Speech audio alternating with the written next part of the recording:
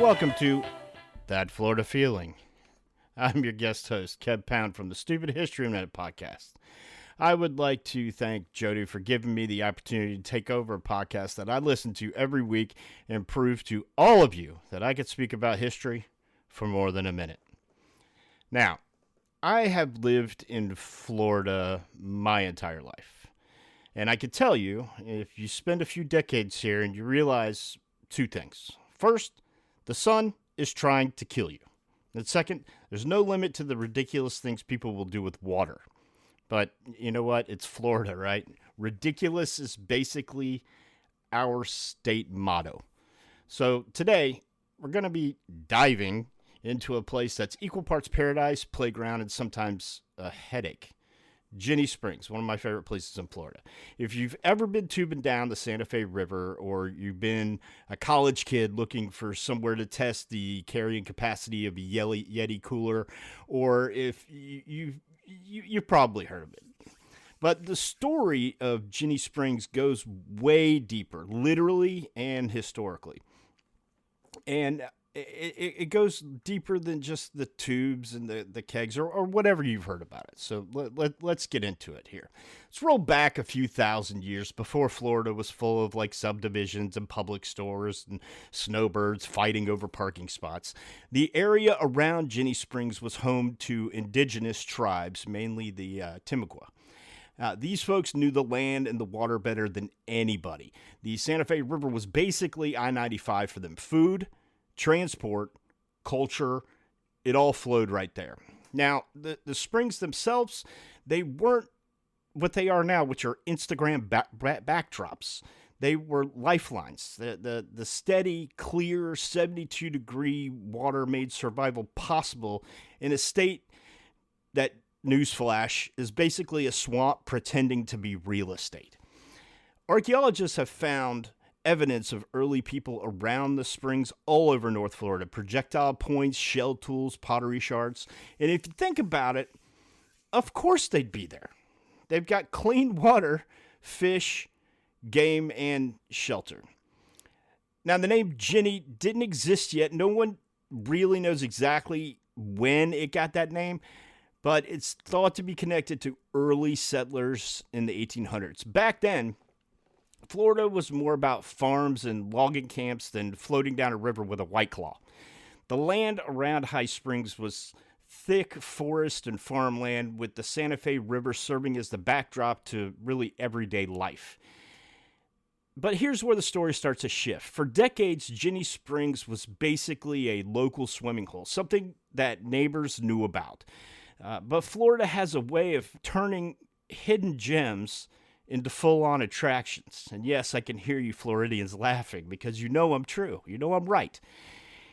By the mid-20th century, cave divers began to poke around, and not just like hold your breath and go under the water divers. I'm talking about brave or crazy, depending on how you look at it, folks who strap on multiple tanks and lights and decide, hey, let's go swim into a cave where there's no surface for air, no GPS, because you know what? Why not?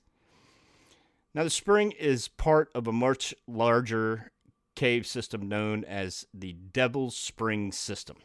You probably heard of Devil's Eye or the Devil's Ear. Those are famous caverns connected to Ginnie. The underwater passages stretch thousands of feet, twisting and turning like Mother Nature's plumbing system.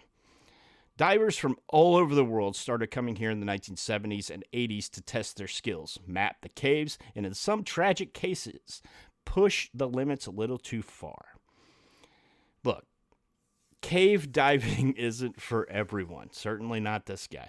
If you get claustrophobic in like an elevator, this is not your hobby. But the cave systems at Ginnie are internationally known, and they put these springs on the global diving map. It went from local swimming hole to world-class dive site in a matter of years. Now, here's where Ginnie Springs went mainstream. In the 1970s, the property was purchased and opened as a private park. So suddenly, it wasn't just divers in wetsuits sneaking into caves. It was families setting up campgrounds, Boy Scout troops pitching tents, and college kids floating the river with way too much bush light.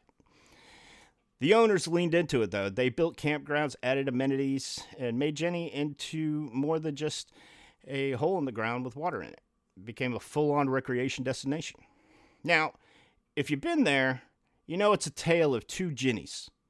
On one side, you've got the nature lovers, families swimming in crystal clear water, kids snorkeling with fish, divers exploring caves, popping up on you at any given random time, people kayaking quietly down the Santa Fe River.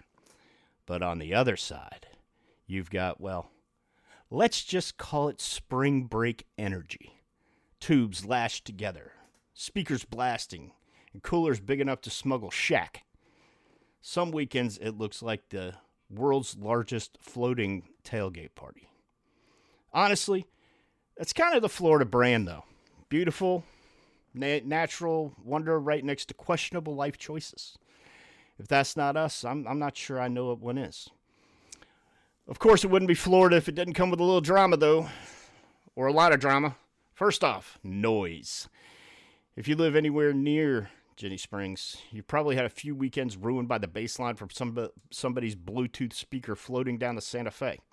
Local residents and environmentalists have often clashed with the park about crowd control, alcohol use, and noise levels.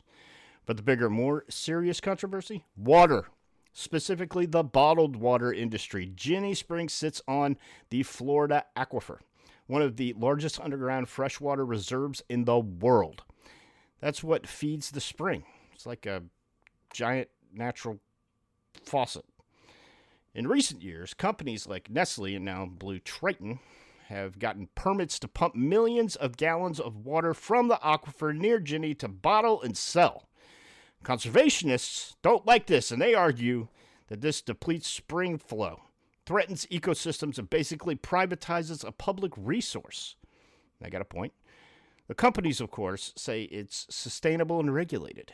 Either way, it's a hot-button issue that turns weekend tubing spot into the front line of Florida's water wars. So when you hear somebody say Ginnie Springs, you might get a smile, a groan, or a rant about aquifers. Depends really on who you ask.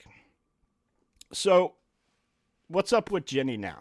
Ginnie Springs is still privately owned, still drawing thousands of visitors a year, and still sitting right at the intersection of natural beauty, recreation, and controversy. On any given day, you might see one of these.